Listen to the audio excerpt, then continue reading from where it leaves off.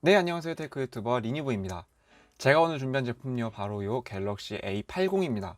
리뷰 시작 전에 간단히 스펙을 알려드리자면 화면 6.7인치에 2400 곱하기 1080의 해상도를 가진 펀치홀도 없는 아주 깔끔한 디스플레이가 보이고, 칩셋은 스냅드래곤 730G, 8GB 램, 무게는 220g, 배터리는 3700mAh가 들어가 있습니다. 눈에 띄는 큰 특징이라고 한다면 바로 이 카메라인데, 화면이 펀치홀도 없는 그런 디스플레이를 가져서 전면 카메라는 어디에 있나 하시는 분들이 있을 겁니다. 전면 카메라는 바로 요 후면 카메라가 휘리릭 돌아서 전면 카메라까지 겸하는 그런 기기입니다. 이 외에는 방수 방진도 안되고 무선 충전도 안되고 뭐 딱히 특징이라고 할 만한 게 없네요. 해당 제품은 최초 통화일은 2020년 9월 3일, 최초 통신사는 SKT 제품입니다. 기기 단품으로 15만원에 구매를 해왔습니다. 번인이 있는 제품이라면 13만원 정도에도 구매가 가능한 것 같고, 상태가 좋은 것도 18만원 정도면 구매가 가능한 가격대가 형성되어 있습니다. 이 제품으로 말씀을 드리면 사실 전면의 카메라를 없애고 후면 카메라를 겸하는 구조는 한국에는 드물지만 이제 중국 쪽으로만 가면 굉장히 흔하게 볼 수가 있는, 이미 많은 제품들이 나와 있는 그런 폼팩터라고 할 수가 있습니다. 물론 장단점이 있는 부분이기는 합니다. 장점이라면 전면에는 카메라가 없기 때문에 확실히 화면으로 꽉 차 있어서 시원시원한 그런 화면을 즐길 수가 있고, 전면 카메라가 보통은 후면 카메라보다 센서 크기 자체가 작고 공간적으로도 여유가 많지가 않기 때문에 품질이 떨어질 수밖에 없는데, 이 문제도 해결이 된다는 점이 장점이고, 단점은 이처럼 카메라가 돌아가는 그런 구조이기 때문에 유격이 있습니다. 이렇게 들어보시면 카메라가 덜컹덜컹 거리는 것을 볼 수가 있습니다. 이 유격이라고 하면 아무리 잘 만들어도 모듈의 형태를 가진 기기라면 아주 조금씩이라도 있을 수밖에 없는데, 이 정도는 꽤 심한 편이라고 볼 수가 있고, 다른 이유도 있겠지만 이 때문에 방수, 방진 기능 역시 탑재하기가 어렵다라는 점이 단점입니다. 뭐가 되었든 국내에 출시한 제품들 중에서는 최초의 폼팩터이기도 하고, 그것이 실사용에서 어떤 느낌을 주는지 한번 알아봅시다. 그럼 리뷰 시작하겠습니다. 먼저 외관입니다.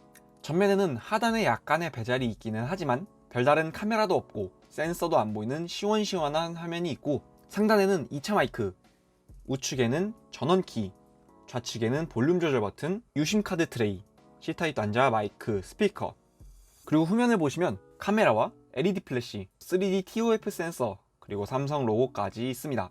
카메라 디자인은 전면에서 사용하기 위해서 어쩔 수 없는 위치이기도 하고, 전체적으로는 아주 이쁘다고 생각을 합니다. 후면의 유광, 이 디자인도 적어도 이 블랙 색상에서는 크게 호불호가 갈릴 디자인도 아니고 아주 무난하면서 세련된 디자인입니다. 전면 디스플레이는 FHD의 OLED 패널인데, 항상 보던 삼성의 중급형 패널이라고 하면 이해가 쉬우려나? 그냥 아주 좋은 수준의 디스플레이라고 생각하시면 됩니다. 밝기도 밝고 선명하고 AOD 기능도 들어가 있어서 딱히 할 말이 없는 좋은 품질의 스피커입니다. 다음으로는 스피커에 대해서 말씀을 드릴 텐데, 스피커는 하단에 단일로 작동하는 모노 스피커이고 품질 자체는 그냥 쓸만한 수준입니다. 스테레오 스피커가 아니기 때문에 뭐 공간감이 느껴진다거나 할 수도 없고, 소리가 크지는 않지만 뭐 그렇다고 작지도 않고, 고음에서 찢어지거나 저음이 부족하지는 않지만 가슴에 와닿는 그런 스피커는 아닙니다. 어떻게 보면 중급기 중에서 단일 스피커 중에서는 아주 괜찮다고 볼 수도 있는데 절대적으로 좋다고 할 수는 없는 그런 스피커입니다. 추가로 이 전면에는 펀치홀과 센서뿐만 아니라 수화부도 없는데, 화면 내장 수화부라고 해서 요 부분, 딱 요 부분 밑에 수화부가 숨어 있습니다. 통화 품질은 굉장히 별로라고 할 수가 있고, 뭐 요즘 같은 시대에 통화 품질이 안 좋다고 해서 상대방 목소리가 안 들린다거나 알아들을 수 없다, 이 정도는 아니고, 그냥 일단 통화를 할 때 이 부분에 가까이 되지 않으면 소리가 굉장히 이질감이 들고 소리가 그대로 전달이 안 됩니다.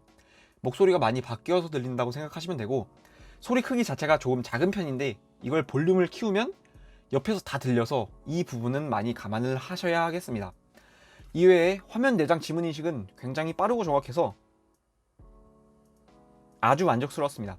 초음파 방식을 가진 다른 삼성의 제품들과 비교를 하면, 바로 옆에서 비교를 하면 속도 차이가 꽤 눈에 띄게 보이는데 전혀 체감될 정도는 아니고 전혀 불편하지 않은 정도.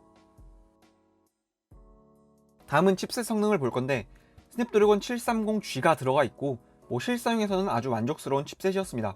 스냅드래곤 뒤에 G가 붙으면 그래픽 성능이 향상된 버전이라는 건데, 뭐 아주 무거운 작업만 아니면 이제 뭐 중급형 칩셋에서도 충분히 게임이나 작업 모두 좋은 수준의 퍼포먼스를 볼 수 있다고 생각하시면 될 것 같습니다. 점수상으로 CPU 점수는 스냅드래곤 845 정도, 그래픽은 스냅드래곤 835 정도의 성능이라고 보시면 되는데, 뭐 최신 칩셋은 아니지만 연식이 조금 있는 플래그십 수준이라 실사용에서는 전혀 불편함이 없이 사용을 할 수가 있고, 게임이나 작업도 아주 무겁거나 모션이 많지만 않으면 충분히 즐길 수 있는 그런 수준입니다. 다음은 램 성능입니다. 8GB의 램을 가지고 있어서 아마 전혀 부족함을 느끼기는 힘들 겁니다. 8GB라고 하면 S10 시리즈 중 S10e는 6GB의 램을 탑재하고 있고, 가장 최근에 출시된 S21에도 동일한 8GB의 램이 들어가 있습니다. 그 정도로 충분하다, 차고 넘친다라고 보시면 되는데, 뭐 어차피 아주 무거운 작업은 칩셋 자체가 감당하지 못할 정도일 거라서 램 때문에 부족하다고 느끼기는 힘들 겁니다. 저는 사용하면서 뭐 리프레시가 거의 없었고 스로틀링도 거의 없어서 아주 만족스러웠습니다. 다음으로 카메라에 대해서 말씀을 드리겠습니다. 4800만화소의 f2.0 망원, 800만화소의 f2.2 초광각, 나머지 하나는 3D TOF 센서입니다. 두 개인데 왜 하나냐라고 물으시면 이 두 개가 한 세트입니다. 3D TOF 센서라고 하면 적외선을 보내고 물체에 반사돼서 다시 받아서 깊이를 측정하는 건데, 하나가 적외선을 보내는 거고 하나가 적외선을 받는 겁니다. 그래서 이게 있으면 뭐가 좋냐, 뭐 일단 라이브 포커싱을 조금 더 세밀하고 정확하게 할 수가 있고, 전반적인 카메라 품질이 좋아진다고 볼 수가 있는데, 이것 때문에 이 카메라의 품질이 좋아진다라고 보기는 어려울 것 같고 그냥 장난 수준으로 하나가 더 달려있다라고 보시면 될 것 같은데, 본론으로 들어가서 품질과는 별개로 전반적인 사진이 물이 빠진 색, 그런 색감의 사진을 찍을 수가 있는데, 품질 자체는 아주 괜찮은 품질의 사진을 찍을 수가 있었습니다. 주간에는 뭐 설명드릴 거 없이 선명하고 디테일도 좋은 사진을 찍을 수가 있었고, 실내, 실외 할 것 없이 아주 만족스러웠습니다. 라이브 포커싱 기능도 아주 좋은 수준이었고, 야간 모드는 뭐 아주 아쉬운 수준이었는데 밝기는 밝게 만들어주나 디테일과 선명도가 많이 부족했습니다.